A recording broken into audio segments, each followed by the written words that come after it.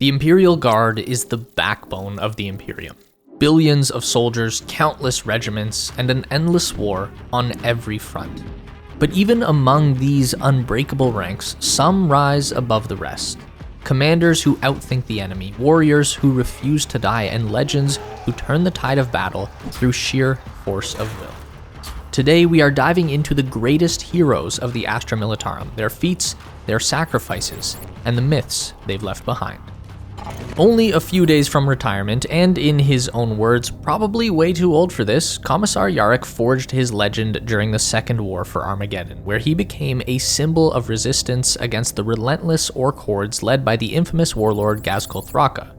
He was already a seasoned veteran by then, but when the conflict erupted, the Old Man of Armageddon chose to stay and take up a command role. Beyond his battlefield prowess, Yarrick was recognized as one of the Imperium's foremost experts on combating the orcs. His deep understanding of orc tactics and psychology made him a critical asset in the ongoing war against these brutal alien marauders. Yarrick was also known for his almost superhuman toughness. During the defense of Hades' Hive, he single-handedly defeated the orc war boss Ugelhard in a fierce duel during which Yarrick lost an arm. Bleeding heavily, he finished off his enormous opponent, claiming his power claw and rallying Imperial forces with a thunderous victory roar that sent the orc army into disarray. He would afterwards have the claw modified to act as a prosthetic replacement for his lost arm. His legend grew further when he faced Ghazghkull himself in direct combat. Although he was nearly killed in this encounter, just surviving was enough to ensure he became one of the orcs' new favorite adversaries. Yarrick chased Ghazghkull off-world, but would be captured during a campaign on the planet Golgotha. The old Commissar then orchestrated an uprising with his fellow prisoners, which unfortunately failed. Despite being the only survivor, Yarrick's reputation as a fierce opponent was by now too good to waste by simply executing him, and Ghazghkull acknowledged him as a Grodd, a title denoting a great enemy worthy of respect, and allowed him to leave.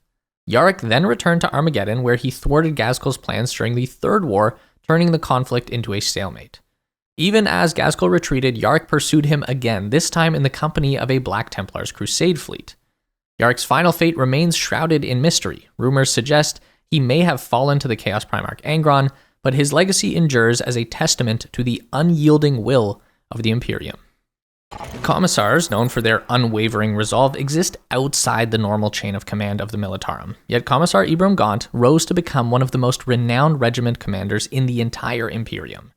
Gaunt was assigned to train and command the first 3 regiments on the forest world of Tanith.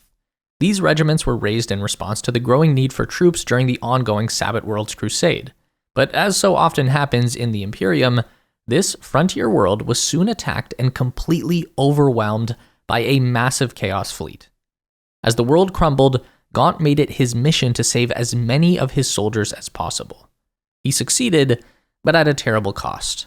The strength of 3 regiments was reduced to a single combined force. This unit, known as the Tanith First and Only, was assigned to the Commissar who had saved them, and soon earned another name, Gaunt's Ghosts.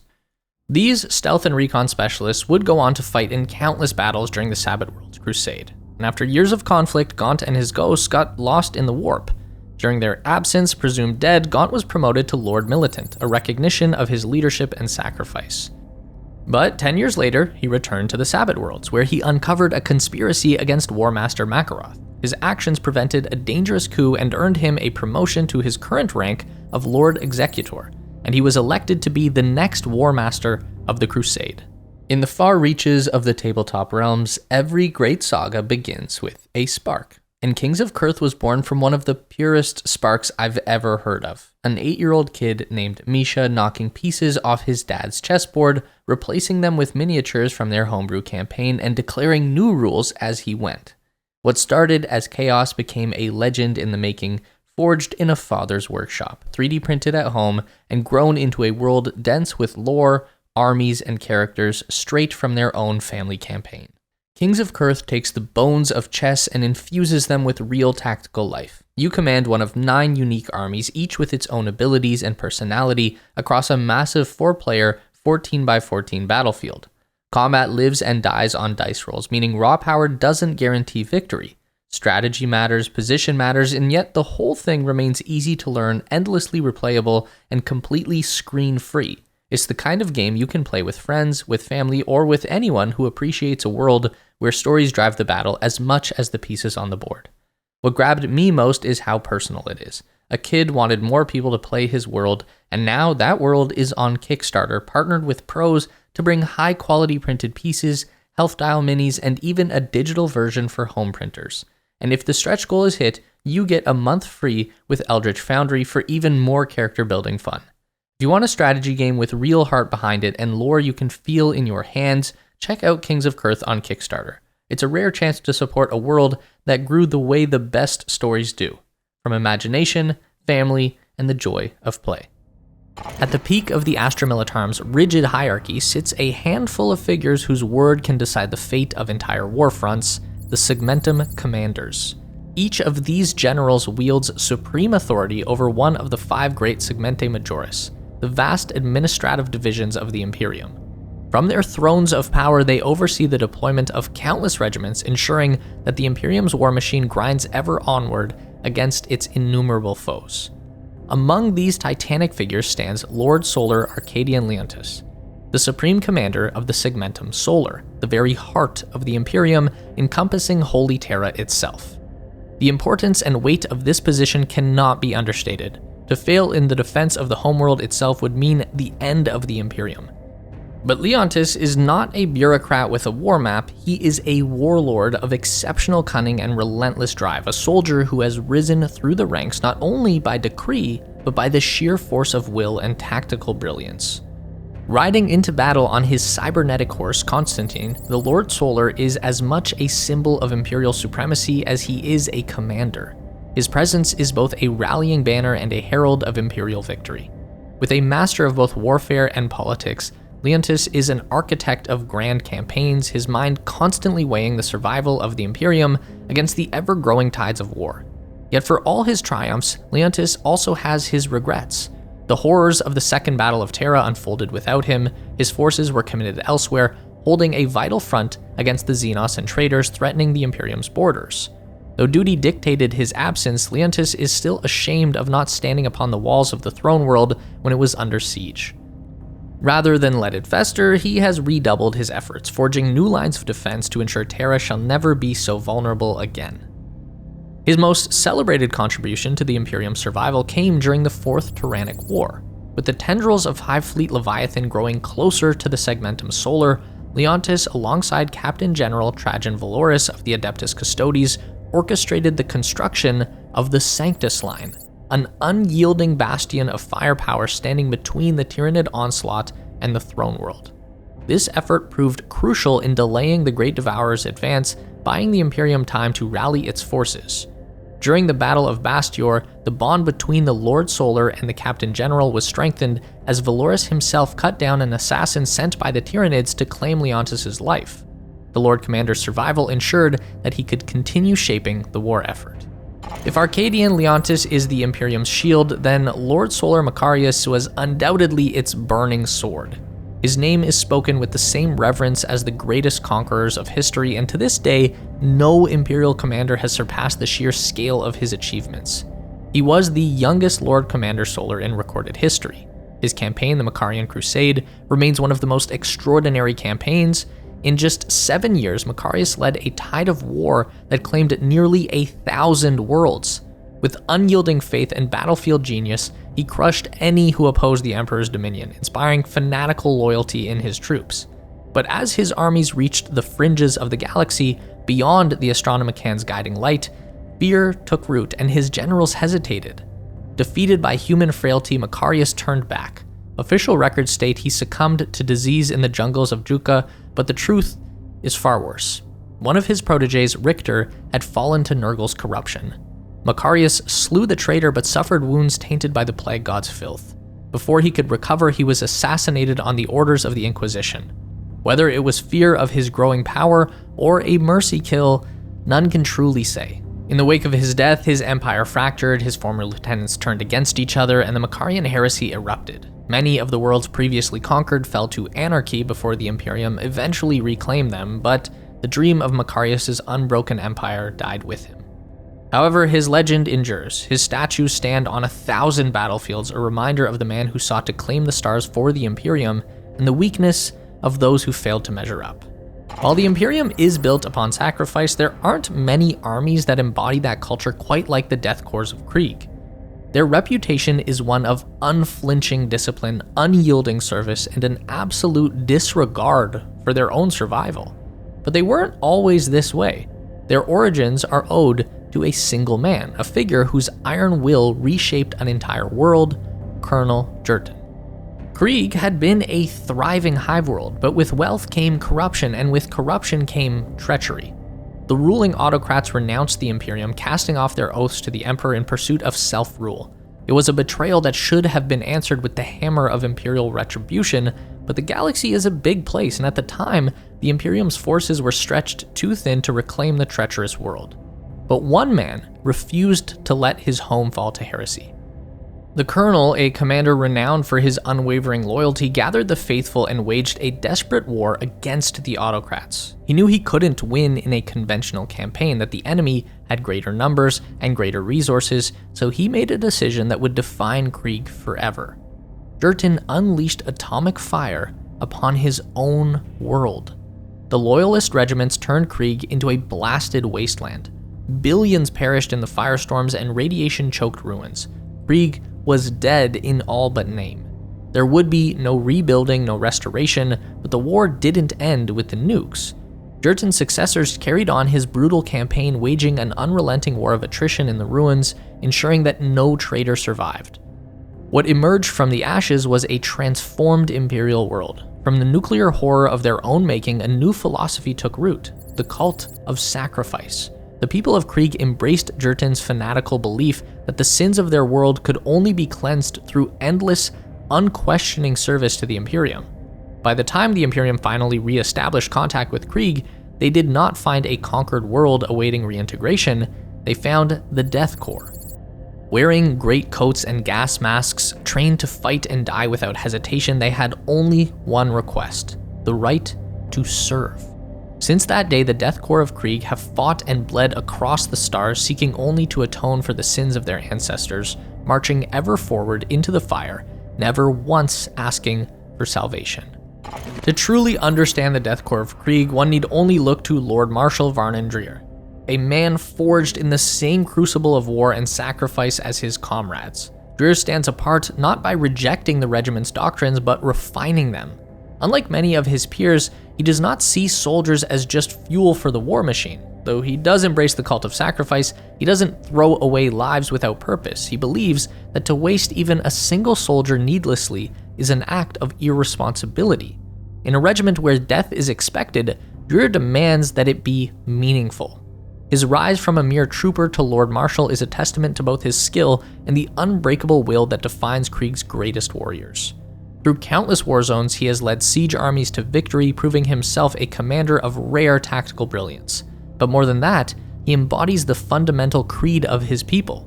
He is always at the front, always the first to charge into the firestorm, leading by example in the only way the Death Korps truly respect, through action.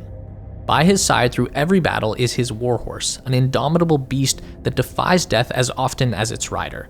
No matter how many times it falls, it always returns, a symbol of Krieg's determination. Some whisper that the Emperor himself watches over them, that no force in the galaxy can claim them before their time, but Dreer knows better. He understands the truth that all Kriegborn accept. One day, his time will come. One day, he too will pay the price for his world's atonement. Harsh worlds shape harsh soldiers, and few are harsher than the desert world of Talarn. From its endless dunes come the Talarn Third, the famed Desert Tigers, and their legendary commander, Captain Alrahem, master of desert war and deception. During the Macarian Crusade, the Desert Tigers were one of the regiments chosen to invade the arid world of Thoth. The planet had been all but forgotten, its isolation bred heresy, and its people had fallen to the worship of the dark gods. Alrahem's landing craft crash-landed deep within the wasteland, stranding him and his warriors far from the Imperial lines. Even with their experience in the desert, they would have died had the Engo, a native tribe untouched by chaos, not found the stranded captain and his men. They offered them shelter and knowledge and briefed them on the war that raged across Thoth. With a mind sharpened by years of desert warfare, Alrahem turned his disaster into opportunity. Embracing the Ngo ways, he led a relentless campaign of hit-and-run ambushes, harassing the corrupted warbands and bleeding them dry before striking the final blow. Through guile, patience, and unbreakable resolve, he shattered the chaos-tainted tribes and delivered victory.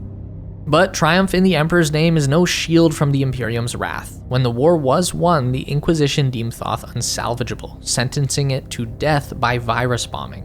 However, thanks to their work with Alrahem on behalf of the Imperium, the Ngo were allowed to evacuate and preserve what little could be saved of Thoth's native life before the world was cleansed. In recognition of his deeds, the descendants of Alrahem would go on to rule Thoth after it was allowed to be re-inhabited, and the Ngo, now sworn to the Imperium properly, would serve alongside them.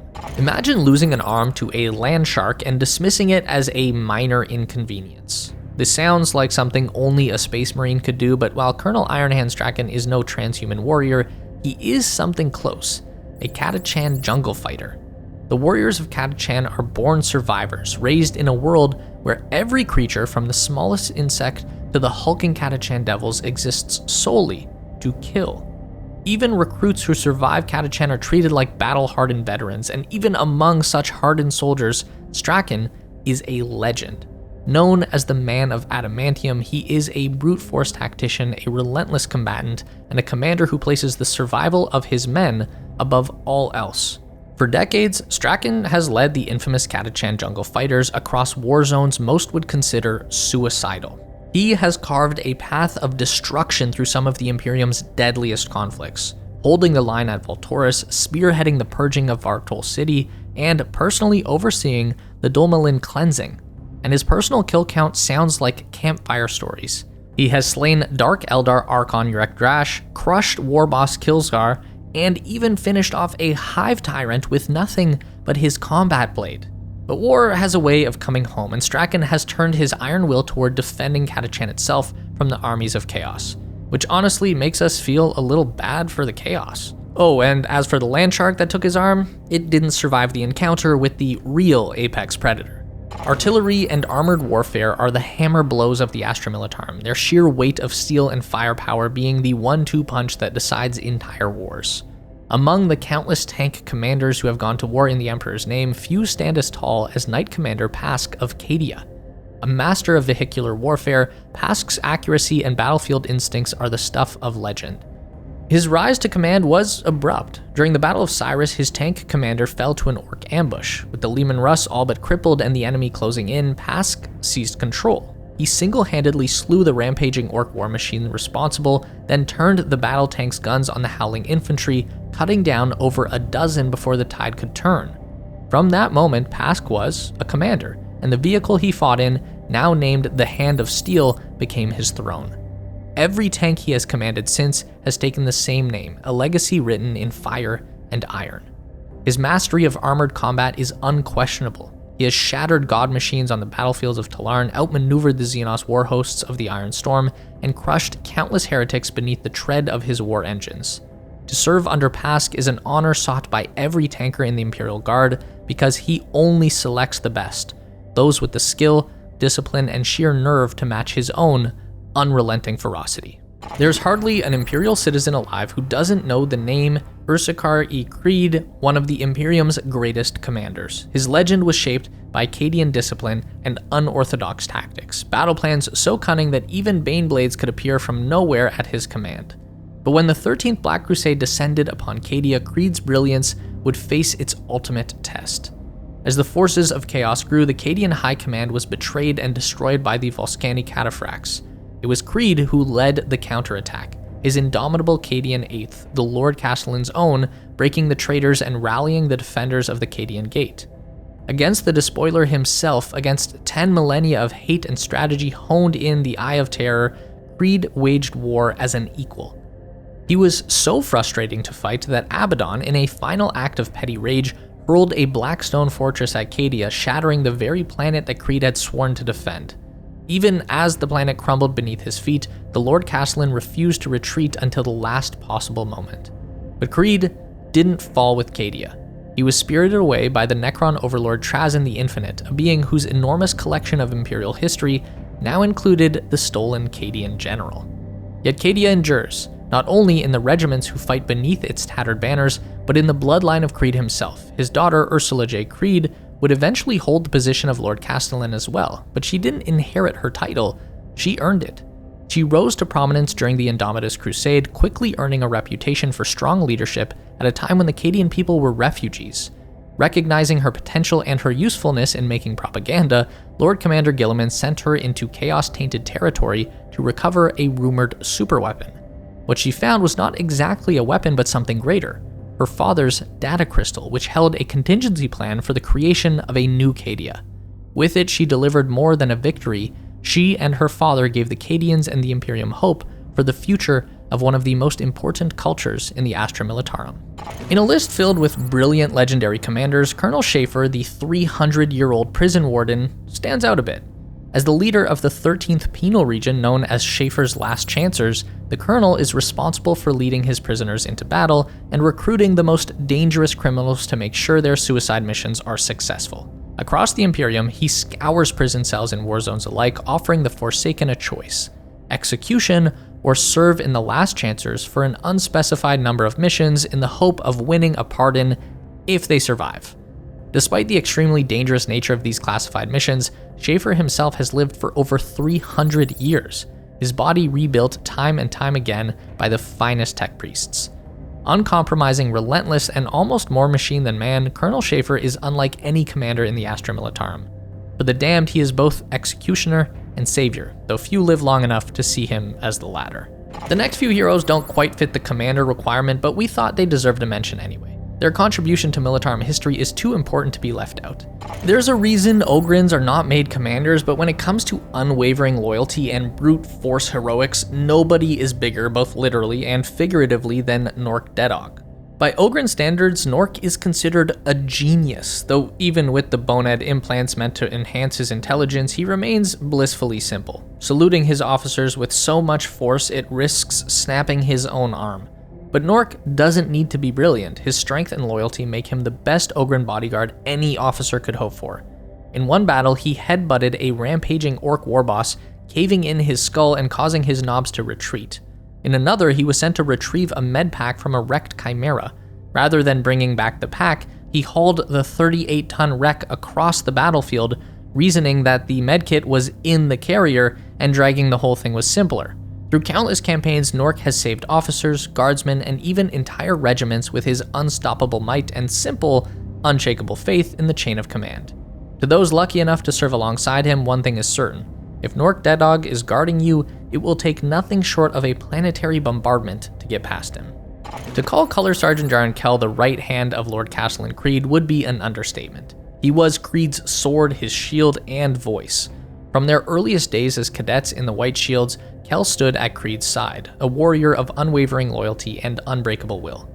Throughout his years of service, Kell bore the regimental colors of the Cadian 8th into battle, flying the flag high as a symbol of defiance against the enemies of mankind. But his true duty was constant: to protect Creed. During the 13th Black Crusade, that duty would cost him his life. The Bringers of Despair, the elite Terminators of the Black Legion, descended upon Creed's command squad. Kell did not hesitate. He held the line against the traitor Astartes, buying the precious seconds Creed needed to escape and continue leading the defense of Cadia. His sacrifice would fuel the anger of his oldest friend. With newfound fury, Creed rallied the defenders of Cadia and made it his personal mission to foil Abaddon the Despoiler. Though Kell was lost, his legacy endured, woven into every Cadian who still stood, every banner still raised, and every battle cry that thundered across the war-torn worlds of the Imperium. Cadia stands. Among the countless warriors of the Imperial Guard, there exist heroes, there exist legends, and then there's Sly Marbo. A ghost in the jungle, a shadow among the trees, his name is spoken in hushed whispers, more myth than man. Nobody truly knows his origins nor what drives him, only that wherever he goes, the enemies of the Imperium die. An unparalleled survivalist and a skilled marksman, Marbo is a force of nature, moving unseen and striking without warning. Though only holding the rank of private, his superiors tend to deploy him on important solo operations, and don't bother reprimanding him for insubordination, which is good because he probably would just kill the Commissar trying to arrest him. His battlefield exploits don't seem possible even for a Catachan soldier. He single-handedly annihilated Tau convoys, turned back entire Orkwas, and even destroyed a Chaos Banelord Titan through methods we can only imagine. Whether fact or fiction, nobody knows, but those who have seen his work know one thing to be true. When Sly Marbo is hunting, death follows in his wake. But what do you all think? The Astra Militarum is filled with legends, and we've only scratched the surface. Who else deserves a place among the greatest commanders of the Imperial Guard? Let us know in the comments. And if you want to keep marching with us through the history of the Imperium, make sure to like and subscribe and join the ranks. Members of the channel help us to keep these stories alive, from initiates who fuel our research, to the Battle Brothers who can watch our work early, and the Chapter Masters whose names are etched at the end of each and every video. However you choose to support us, every like, comment, and share keeps the banners flying high for more lore.